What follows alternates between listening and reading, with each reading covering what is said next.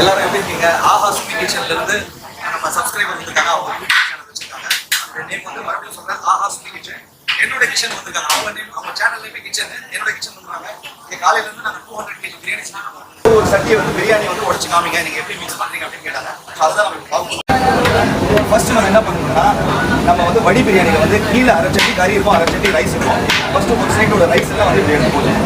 இது வந்து பிரியாணி கடை இல்லை பிரியாணி புதுசாக பிஸ்னஸ் பண்ண போறீங்க, அவங்களுக்கு வந்து ஒரு யூஸ்ஃபுல்லாக இருக்கும். பாதி சட்டியிலேருந்து சாப்பாடு எடுத்து போட்டுட்டீங்கன்னா இதை பாருங்க, இப்படி இன்னும் கறியை வந்து பாருங்க, கறி வந்து கீழே இருக்கும். இப்போ என்ன பண்ணணும்னா, இப்படி ஊற்றி இந்த கறியை எடுத்து இப்படி போடணும் மேலே.